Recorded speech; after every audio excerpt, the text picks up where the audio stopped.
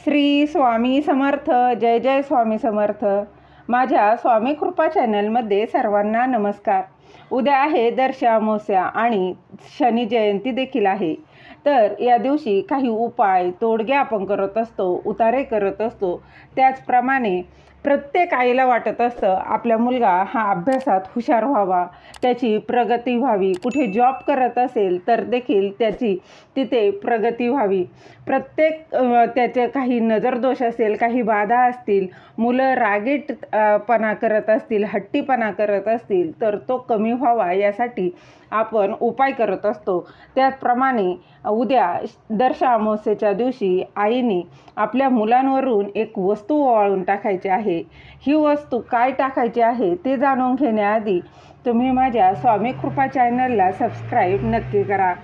आधी सांगितल्याप्रमाणे दर्श अमावस्येच्या दिवशी प्रत्येक आईनं आपल्या मुलांवरून एक उतारा करायचा आहे. उतारा करताना आपण आपल्यासाठी करत असतो, आपल्या घरासाठी करत असतो. त्यामुळे दुसऱ्या कुणाचं वाईट व्हावं किंवा दुसऱ्या कुणाचं वाईट करायचं आहे म्हणून करायचा का, तर अजिबात नाही. हा उतारा आपण आपल्यासाठी करत असतो. कधीही उतारा, काही तोडगे उपाय करत असताना दुसऱ्याविषयी वाईट अजिबात आणायचं नाही. आपण आपल्यासाठी करत असतो तर फक्त चांगलं व्हावं हा विचार करायचा. आपण दुसऱ्याचं चांगलं व्हावं हा विचार केला ना तर आपलं देखील चांगलंच होत असतं. त्यामुळं हा उपाय करताना आपण बघा अजिबात दुसऱ्याचं वाईट व्हावं असं मनामध्ये देखील आणू नये. कोणताही उतारा करताना मनामध्ये चांगली भावना ठेवूनच करावी. त्यानेच त्या उतार्याचा फायदा होत असतो. प्रत्येक आईनं या दर्श अमावस्येच्या दिवशी आपल्या मुलांवरून हा उतारा करायचा आहे. बघा, आपलं मूल लहान असो किंवा कितीही मोठं असू द्या तरी देखील तुम्ही हा उतारा करू शकता. अगदीच लहान असेल तर करायचा नाही, परंतु बघा जरा मोठं असेल आणि किमान 5 वर्षाच्या पुढे जर असेल ना तर नक्कीच करू शकता. तर अगदी तुमचं मूल लग्नाचं होईपर्यंत असेल तरी देखील तुम्ही हा उतारा करू शकता. अगदी तुमचं मूल कॉलेजला जात असेल, कुठे जॉब करत असेल तरी देखील हा उपाय तुम्ही करू शकता. लग्न झाले असेल तर हा तुम्ही उतारा करू शकत नाही. तर काय करायचं आहे बघा, हा उतारा कसा करायचा, तर बघा प्रत्येक आईला नेहमी असंच वाटत असतं आपल्या मुलाने चांगला अभ्यास करावा, त्याची चांगली प्रगती व्हावी, त्याने चिडचिडापणा, रागीटपणा, हट्टीपणा हा त्याचा सोडून द्यावा, तो नेहमी आनंदी राहावा. अनेक मुलांना असंही होतं, अमावस्या आली की मुलांना त्रास होत असतो. मुलं अधिकच चिडचिडी होतात, त्यांचा रागीटपणा जास्त वाढत असतो. तर त्यासाठी हा उतारा नक्की करा. जगात देव आहे तसेच दैत्य दानव देखील आहे, हे आपण ॲक्सेप्ट केलं पाहिजे. अमावस्येच्या दिवशी सकाळी 12 वाजल्याच्या आत तुम्हाला उतारा करायचा आहे. अनेक महिलांना हा उतारा माहीतही असेल, त्या करतही असतील. तर काय करायचं आहे बघा, अगदी सकाळी तुम्ही म्हटलात ना 6 वाजता केलं तर चालेल का, 6ला करा, 7ला, अगदी तुम्हाला वेळ भेटेल ना त्या वेळेत करा. फक्त दुपारी 12च्या आतमध्ये हा तुम्हाला उतारा करायचा आहे. तर काय करायचं आहे तर तुम्ही 5 अमावस्या हा उतारा केला ना तरी चालेल. खूप अनुभव तुम्हाला येईल. हा उतारा अमावस्येच्या काळातच करायचा आहे, हे मात्र नक्की लक्षात घ्या. तर सर्वात आधी सकाळी आळणी भात शिजवून घ्यायचा आहे. अगदी मुठभर तांदूळ जरी तुम्ही शिजवून घेतले ना तरी चालणार आहे. लक्षात ठेवा, भात शिजवताना मीठ घालू नका. हा अगदी थोडाच भात घ्यायचा आहे. त्यामुळे शिजवताना त्या अंदाजाने तुम्हाला भात शिजवायचा आहे. आता बघा, तुम्हाला 1 मुलगा आहे का 2 मुलं आहेत, जसं आहे त्याप्रमाणे तुम्हाला भात शिजवायचा आहे. आणि हा भात शिजवल्यानंतर मात्र त्यात मीठ टाकायचं नाही, हे मात्र नक्की लक्षात घ्या.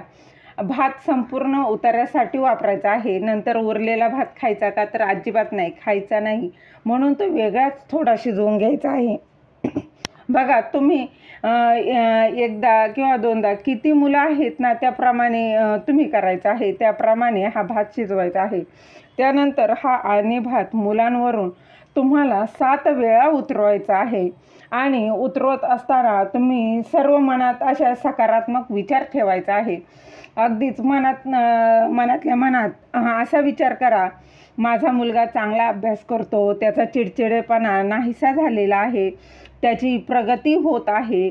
नाहीतर अगदी साधं आणि सोपं आपल्या महाराजांचा मंत्र श्री स्वामी समर्थ, श्री स्वामी समर्थ या मंत्राचा जरी तुम्ही मनातल्या मनात बोललात आणि हा उतारा केलात तरी देखील चालणार आहे.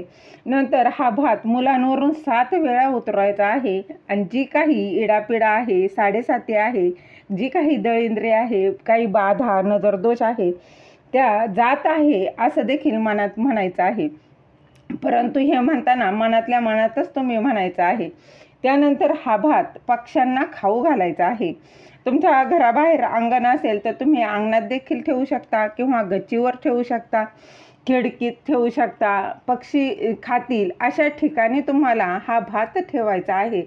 आणि पक्ष्यांनी खाऊन झाल्यावर जर तो भात उरला तर बघा काय करायचं आहे, तुम्ही निर्माल्यात देखील टाकू शकता किंवा तुम्ही पाण्यात जरी टाकला तरी चालणार आहे. वाहत्या पाण्यात टाकायचं आहे तुम्हाला. हा बघा, तुम्ही आईने मुलांवरून करायचं आहे. तुमचं मूल जर कुठे बाहेर शिकायला गेलेलं असेल किंवा कुठे लांब जॉबसाठी गेलेलं असेल तर हा उपाय करता येणार नाही. यासाठी तुमचं मूल हे तुमच्या जवळच असायला हवं. त्याचबरोबर खरं सांगते, हा उतारा नक्की करून बघा, तुम्हाला खूप चांगला असा अनुभव येईल. तुमच्या मुलांचा चिडचिडेपणा, हट्टीपणा, रागीटपणा नक्कीच कमी होतो. मुलं शांत होतात. हा उतारा बघा 12च्या आतच करायचा आहे. ज्यांना मासिक धर्म आला असेल तर त्यांनी हा उतारा करायचा नाही. परंतु घरातील मोठी तुमच्या घरातील आजी असेल, जाऊबाई असतील, त्यांनी केला तरी देखील चालणार आहे किंवा वडिलांनी केला तरी चालणार आहे. बहिणीने भावासाठी केला तरी देखील हा उतारा चालणार आहे. त्यामुळे हा उतारा नक्की करा. या उतारा करताना अगदी श्रद्धेने करा, विश्वासाने करा आणि हा दर अमावस्येला करण्याचा प्रयत्न नक्की करा. किमान 5 अमावस्या तरी करून बघा, त्याचा खूप चांगला असा अनुभव येतो. तुम्ही दर अमावस्येला जर हा उतारा करत राहिलात ना तर तुम्हाला खूप चांगला असा अनुभव येईल. त्याचा खूप मुलांवर फायदा झालेला तुम्हाला दिसेल. मुलांवर चांगला प्रभाव झालेला दिसून येईल. झालेली सेवा महाराजांच्या चरणी अर्पण करते. दिलेली माहिती तुम्हाला आवडली असेल तर लाईक करा, शेअर करा, सबस्क्राईब करायला अजिबात विसरू नका. श्री स्वामी समर्थ. जय जय स्वामी समर्थ.